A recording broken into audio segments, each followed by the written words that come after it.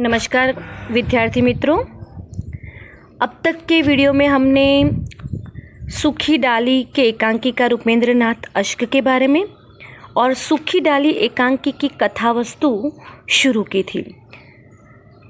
कथावस्तु को आगे बढ़ाने से पहले मैं विद्यार्थियों को ये कहना चाहूँगी कि हमने कई बार आपको सूचना दी है कि आप अपने रोल नंबर और नाम को अपने प्रोफाइल के अबाउट में लिखें।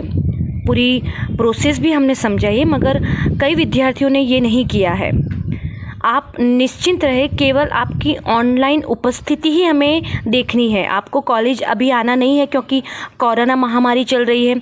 जब तक उसका यानी कि निराकरण न आ जाए तब तक कॉलेज नहीं आना है। मगर आप वीडियो देख रहे हैं कि नहीं, वो हम ग्रुप में से, हम एडमिन में हैं, इसलिए हम ग्रुप में से देख सकते हैं कि कितने लोगों ने वीडियो देखे और कितने लोगों ने नहीं। तो केवल आप देखेंगे तो आपकी उपस्थिति, आपकी प्रेजेंट गिनी जाएगी और इसीलिए हम आपका रोल नंबर और नाम लिखने के लिए कह रहे हैं। मगर अब तक आपने ये प्रक्रिया नहीं की है तो जल्द से वो प्रक्रिया पूर्ण करें और कोरोना की इस महामारी में आप बहुत ही अपने आप को स्वस्थ रखकर, सेफ रखकर रहें, ऐसी हम शुभकामनाएं देते हैं। अब शुरू करते हैं इस वीडियो में सूखी डाली एकांकी की कथावस्तु। गत वीडियो में हमने सूखी डाली एकांकी के बारे में आपको कहा था कि किस प्रकार सूखी डाली संयुक्त परिवार की एक कथा है। सूखी डाली एकांकी में दादा मूलराज जो है वो बहुत ही प्रमुख पात्र हैं और इस कथावस्तु में 3 दृश्य, यानी कि एकांकी जो है एक अंकी है मगर इसमें 3 दृश्य है, अर्थात सूखी डाली बहुदृश्य एकांकी है। तो बहुदृश्य एकांकी में हमने पहले अंक के पहले दृश्य की बात की थी। उसके पहले हमने पात्र परिचय दिया था। आपको ज्ञात होना चाहिए कि किस प्रकार हमने पात्र परिचय में समझाया था कि 72 वर्षीय दादा मूलराज जो है, उनके 3 बेटे थे। उनमें से एक बेटा, 3 बेटे में से 2 बेटे तो है ही, मगर एक बेटा जो है वो महायुद्ध में मारा गया था, इसलिए सरकार ने उनको 1 मुरब्बा ज़मीन भी दी थी। मगर दादा मूलराज ने अपनी परिश्रम और मेहनत और निष्ठा से और अथाग प्रयत्नों से उस 1 मुरब्बे ज़मीन को 10 मुरब्बे ज़मीन में तब्दील कर जो है चीनी फार्म, डेयरी, ये सब जो है अपने उस ज़मीन में लगवा दिए थे, जिससे उनके जो 2 बेटे हैं उनकी रोजगारी उसी में हो जाए। और इस प्रकार से वो डेयरी और फार्म जो है वो 2 बेटे संभाल रहे थे। अब जो तीसरा बेटा जिसकी मृत्यु हो गई थी, उसकी बेवा पत्नी, बेवा का मतलब है विधवा पत्नी, विधवा पत्नी जो है वो दादा मूलराज अपने ससुर के वहाँ ही रह रही थी। उस बेवा पत्नी को हमने यानी कि एकांकिकार ने इस एकांकी में छोटी भाभी के नाम से जो है परिचय दिया है। छोटी भाभी यानी सबसे छोटा लड़का होगा जो मारा गया, उसकी पत्नी छोटी भाभी, और उस छोटी भाभी के एक बेटी थी। छोटी भाभी का एक बेटा भी था और एक बेटी भी थी। छोटी भाभी का जो एक बेटा था उसका नाम था परेश और उसकी एक बेटी भी थी छोटी भाभी की, उसका नाम है इंदु, यानी परेश और इंदु भाई बहन थे। अब इस एकांकी में ये छोटी भाभी के बारे में मैं इसलिए बता रही हूँ, इसमें मंजली भाभी है, बड़ी भाभी है, यानी कि छोटी भाभी की 2 जेठानियाँ हैं, जिसमें मंजली भाभी और बड़ी भाभी आ जाती है। बड़ी भाभी के भी बेटे और बहुएं थी, मंजली भाभी के भी बेटे और बहुएं थी, और छोटी भाभी का जो बेटा था परेश, उसकी भी नई नवेली दुल्हन यानी कि छोटी बहू वो भी आई हुई थी। अब एकांकी में पूरा जो वातावरण है, यानी पूरा संघर्ष यदि चल रहा है, तो उस छोटी भाभी के बेटे परेश की शादी जिससे हुई है, उस बेला के आने से, जिससे हुई है, उसकी पत्नी का नाम क्या था? परेश की पत्नी का नाम बेला, जिसको छोटी बहू कहा गया है। बेला के आने से पूरे संयुक्त परिवार में एक संघर्ष शुरू होता है और यही एकांकी की एक केंद्रीय जो है घटना है और केंद्रीय इसका विचार है। सबसे पहले तो पात्र परिचय में हमने दादा मूलराज के बारे में कहा था कि किस प्रकार से वो बुजुर्ग होने के बावजूद इतने समझदार और सभी लोगों के प्रति स्नेहमयी है कि जिन्होंने पूरे परिवार को इस प्रकार से एकजुट बनाए रखने में वो उनका योगदान इतना अमूल्य है कि जिसके कारण पूरा परिवार उनको सम्मान भी देता है। और ये भी बहुत दीर्घदृष्टि वाले और समझदार है, जिससे पूरा परिवार एकजुट बनाकर जो है रखा गया है। अब दादा मूलराज जो है, मैंने आपको कहा कि किस प्रकार उन्होंने अपने ही घर में ज़मीन के बारे में मैंने आपको बात कही कि किस प्रकार से उन्होंने सभी व्यवस्था कर दी है। एकांकी में नाट्य व्यवस्था, यदि रंगमंच पर यह एकांकी अभिनीत हो तो उसको कैसा जो है दृश्य होना चाहिए, किस प्रकार से बरामदे में उनकी जो है कुर्सी पड़ी होती है, किस प्रकार से बहुएं जो है वो बरामदे में आकर बातचीत करती है, अपना जो है काम करती है। ये मैंने केवल दृश्य योजना आपको समझाने की कोशिश की थी कि एक अहाता है जिसमें दादा मूलराज बैठे रहते हैं आराम कुर्सी में, बाहर जो कहते हैं ना हम, हमारा आंगन होता है उसमें, और एक तरफ का जो खुला अहाता है उसमें जो है बहुएं, घर की बहुएं जो है इस प्रकार से काम करती रहती हैं और किस प्रकार से रसोई घर से जो है चहल पहल की आवाज़ दिखाई देती है। ये सब कहने के बाद हमने एकांकी के पहले दृश्य की बात की थी कि पहले अंक का पहला दृश्य शुरू होता है। पहले अंक का पहला दृश्य शुरू होता है, वो भी हमने समझाया था कि किस प्रकार नाटक में जैसे ही पर्दा उठता है तो पहले तो ये चहल पहल और ये सब मैंने आपको कहा कि दृश्य बताया गया है, जिससे प्रेक्षकों को पता चले कि ये बहुत संयुक्त परिवार की कोई कथा लगती है, क्योंकि बहुत सारे बच्चों की भी आवाज़ आती है और जो है ये बहुएं जो हैं उनकी भी आवाज़ आती है। उससे ऐसा लगता है कि कोई परिवार की बात यहाँ बताई गई है। फिर एकदम से इंदु जो है वो बौखलाई हुई और क्रोध से जली हुई एकदम से आती है। इंदु का प्रवेश होता है एकांकी के पहले अंक के पहले दृश्य में, और इंदु जैसे ही आती है तो उसकी चाची यानी कि बड़ी बहू, यानी कि कह सकते हैं हम कि दादा मूलराज जो है उनके सबसे बड़े बेटे की बहू यानी कि इंदु की भाभी, चाची तो बाद में आती है, मगर जो बड़ी बहू है वो आकर इंदु से कहती है कि अरे क्यों इतनी बौखलाई हुई हो, क्यों इतना क्रोध करती हो, क्या हुआ पहले ये तो बताओ, बेला ने तुम्हें क्या कहा। तो यहाँ बेला शब्द आता है तब प्रेक्षकों के मन में एक जिज्ञासा उत्पन्न हो जाती है कि ये बेला कौन होगी।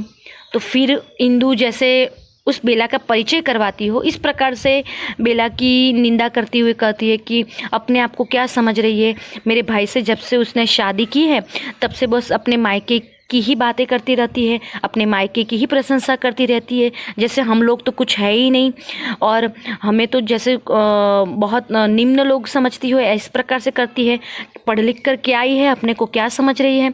इस प्रकार से वो जो है अपना क्रोध जो है वो निकालती है और ये भी बात करती है कि कई सालों से रजवा हमारे यहाँ काम कर रही है, तो उसकी हिम्मत तो देखो, रजवा को भी जो है काम से निकाल दिया।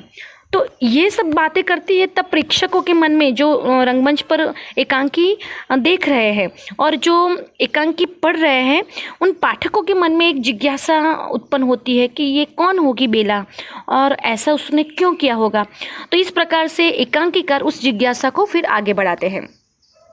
इतने में जब ये इंदु बात ही कर रही है अपनी भाभी के साथ, उसी वक्त जो है बड़ी बहू ये बताती है, तब वहाँ छोटी भाभी यानी कि इंदु की माँ आ जाती है। छोटी भाभी यानी कि मैंने आपको पहले ही कहा कि जिसका पति जो है महायुद्ध में मारा गया है, वो जो है आती है, जो इंदु की माँ है, यानी जो अभी नई नवेली दुल्हन आई है, छोटी बहू बेला, उसकी सास, वो आती है और कहती है, एकदम से वो आती है और उसके साथ साथ रजवा भी जो है वो रोती रोती आती है। उसका मतलब ये है कि रजवा ने सबसे पहले उस छोटी भाभी को ये बात की होगी और छोटी भाभी यानी कि अपनी माँ के साथ रजवा को बात करते देखते ही वो गुस्से में इंदु यहाँ चली आई थी। तो छोटी भाभी और यहाँ रजवा भी रोती रोती जो है यहाँ मंच पर यानी कि आगे आते हैं, प्रवेश करते हैं मंच पर, बैक स्टेज में से यानी मंच पर प्रवेश करते हैं। अब जब रजवा जो है वो छोटी भाभी के साथ आती है तो इससे पता चलता है कि रजवा ने शिकायत तो कर ही दी है छोटी भाभी से, इंदू भी गुस्से में है। और ये सब जब बातें चल रही है तब छोटी भाभी है रजवा को शांत करती है और कहती है कि तुम शांत हो जाओ और ऐसा मत करो। तब रजवा कहती है कि नहीं भाभी, छोटी भाभी आप मुझे रख दीजिए, मैं उसके साथ काम नहीं करूँगी, उसके साथ यानी बेला के साथ, और मैं आज उनका काम भी करने के लिए नहीं जाऊँगी। और इस प्रकार से ये जो है फरियाद जो है रजवा करती है और छोटी भाभी रजवा को शांत करने की कोशिश करती है। अब जब इंदू, रजवा और छोटी भाभी बात ही कर रहे होते हैं, 3 लोग जब बात कर रहे होते, इतने में मंजली बहू जो है वो हंसते हुए प्रवेश करती है। अब आप देखिए यहाँ इंदू का क्रोध है, इंदू गुस्से से तरबतर है। रजवा जो है बेला ने कुछ काम के लिए डांटा होगा इसलिए रो रही है, इतने सालों से काम कर रही इसलिए जैसे उसके अहम को जैसे ठेस लगी हुई है कि क्यों एक नई नवेली दुल्हन मुझे डांटे।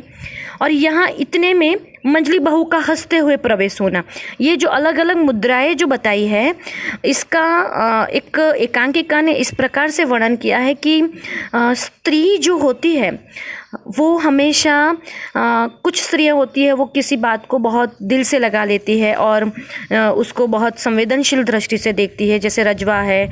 और कुछ स्त्रियां जो होती है वो बहुत क्रोधित हो जाती है, जैसे इंदू है।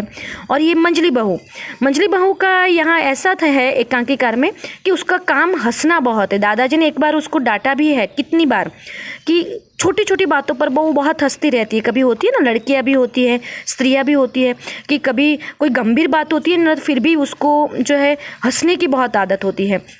तो इस प्रकार से वो हंसते हुए प्रवेश करती है। इससे पता चलता है कि ये मंजली बहू बहुत बिंदास यानी कि उसका एक प्रकार का ऐसा व्यक्तित्व है कि वो कोई किसी बात को गंभीरता से लेती नहीं है और किसी की खिल्ली उड़ाने में बहुत माहिर है। अब वो छोटी बहू को बताती है, वो बात करती है कि छोटी बहू ने अपने कमरे में सारा फर्नीचर निकाल बाहर रखा दिया है और परेश से वो बोलती है कि मैं टूटी फूटी इस कुर्सियों को अपने कमरे में नहीं रहने दूंगी। और परेश ने उसे जो है बहुत ही समझाने का प्रयास किया लेकिन वह नहीं मानी। इस प्रकार परेश भी वहाँ दादा के पास चला गया। अब ये बात वो हंसते हुए कहती है, वो यहाँ तक कहती है कि परेश का तो मुँह ऐसा बन गया कि कौन कहता है कि वो तहसीलदार है। मैंने आपको कहा था कि दादाजी का जो पोता, जो बेटा मारा गया, उसका बेटा यानी छोटी भाभी का बेटा परेश तहसीलदार हुआ था। और उसकी शादी छोटी बहू से जो हुई, बेला से हुई है, वो बेला भी शिक्षित परिवार की थी। अब बेटा तहसीलदार यानी कि पोता तहसीलदार और लाहौर के बहुत प्रतिष्ठित वर्ग के परिवार की शिक्षित लड़की के साथ उसकी शादी होना, उससे दादा मुलराज का रुतबा भी बढ़ गया था गाँव में। तो ये सब बातें जब संयुक्त परिवार में होती है तब ये जो बहुएं हैं उसमें भी छोटी बहू यानी बेला के प्रवेश से जो मंजली बहू और बड़ी बहू के मन में ईर्ष्या का भाव होगा ही, क्योंकि दोनों से ज़्यादा शिक्षित भी है, अच्छे घराने की भी है। और ये ही नहीं, वो एकदम आकर किसी से घुलती मिलती भी नहीं है क्योंकि वो विभक्त परिवार से आई हुई है। संयुक्त परिवार की इस प्रकार की हंसी मजाक और इस प्रकार की बातों से वो दूर रहती है। तो इस प्रकार से मंजली बहू हंसते हुए प्रवेश करती है, उससे थोड़ा ये आभास भी हो जाता है कि वो किस प्रकार से उससे ईर्ष्या करती होगी। यहाँ तक वो ये भी बात करती है कि अब परेश और बेला दोनों अपनी आपसी बातचीत करते हैं तो वो भी वह सुन लेती है और वो कहती कि मैं तो वहाँ से गुजर रही थी तो मैंने देखा कि छोटी बहू यानी कि बेला जो है वो परेश भाई से इस प्रकार से बात कर रही है कि लगता ही नहीं है कि परेश तहसीलदार है।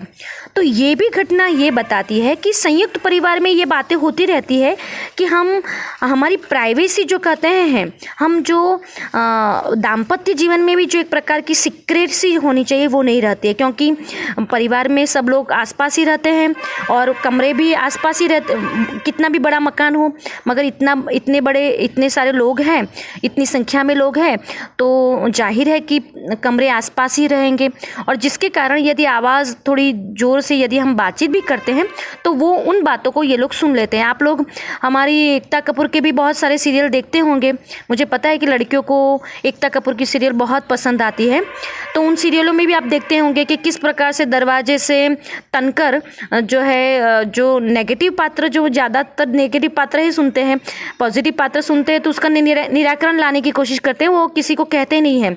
तो जो नेगेटिव पात्र है, नकारात्मक पात्र है, वो किस प्रकार दरवाजे में तने रहकर दंपति के आपसी बातचीत सुनते हैं। तो यहाँ मंजली बहू वैसे नेगेटिव पात्र नहीं है, मगर यहाँ ये बताया गया है कि संयुक्त परिवार में किस प्रकार से दूसरे के जीवन में हस्तक्षेप करने की भी जो है सब लोग कोशिश करते रहते हैं, और दाम्पत्य जीवन की जो सीक्रेसी और प्राइवेसी है वो नहीं रहती है। मगर इसका भी निराकरण दादा मूलराज के द्वारा बताया गया है। तो इस पहले अंक के पहले दृश्य में आपको ये याद रखना है, सबसे पहले इंदु का प्रवेश, इंदु का क्रोध से आना, उसके साथ जो है बड़ी बहू यानी कि उसकी भाभी जो है इंदु की भाभी, और यहाँ एकांकी में बड़ी भाभी की बड़ी बहू वो प्रवेश करती है और उसे कहती है कि क्या हुआ, बेला ने क्या कहा। इतने में छोटी भाभी यानी बेला की सास जो है, इंदु की माँ जो है, वो प्रवेश करती है। उसके साथ साथ रजवा भी रोते रोते आती है और वो भी फरियाद करती है। रजवा ने तो वैसे फरियाद में बहुत सारी बातें भी कही थी कि मैं इतने सालों से काम कर रही हूँ, झाड़ू पोछा कर रही हूँ, वो मुझे सिखाने आई कि देखो तुमने तो इस प्रकार से चद्दर भी अच्छी तरह से नहीं की, इतने सालों से तुम काम कर रही हो तो फिर भी तुमने इतनी सफाई नहीं रखी, इस प्रकार से तो भाभी आपने भी कभी नहीं मुझे डांटा। इस प्रकार से वो नई बहू की फरियाद करती है। छोटी भाभी उसको शांत रखने की कोशिश करती है, और ये इन दोनों में ये बातचीत चल ही रही है, इंदु, छोटी भाभी और रजवा में।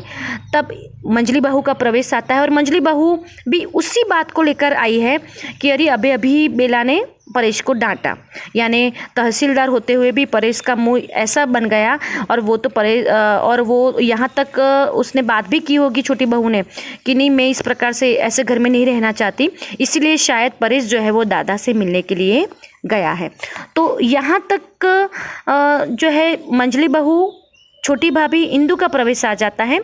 अब प्रेक्षकों के मन में और पाठकों के मन में एक जिज्ञासा और बढ़ जाती है कि ये छोटी बहू है कौन है छोटी बहू की जिसके कारण ये पूरा संघर्ष पैदा हुआ है। सब छोटी बहू को देखने के लिए जो है उतावले बन जाते हैं, मगर पहले अंक के समापन के बाद भी, पहले अंक के पहले दृश्य के समापन के बाद भी छोटी बहू का प्रवेश नहीं होता है।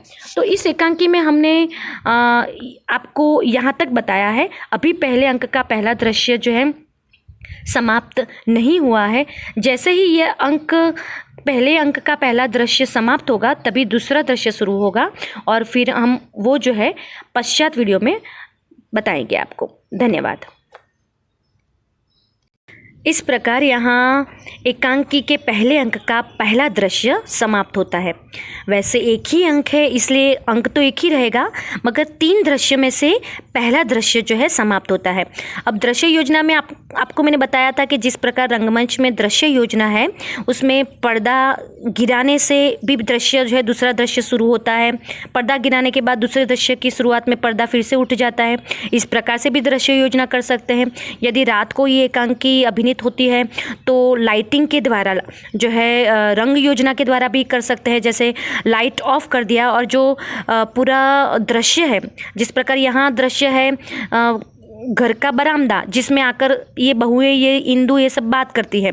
अब दूसरे दृश्य में जो दृश्य शुरू करना है, जैसे दादा मूलराज को बताना है तो वहाँ उनकी जो है कुर्सी लानी पड़ेगी, आसपास जो है वो बाहर बैठे हैं तो वो दृश्य दिखाना पड़ेगा। तो उसके लिए साज सज्जा तो मंच में करनी पड़ेगी, उसके लिए अवकाश तो चाहिए। तो अवकाश के लिए वो लाइट ऑफ कर देते हैं थोड़ी मिनटों के लिए या सेकंड के लिए, और या तो पर्दा गिरा देते हैं।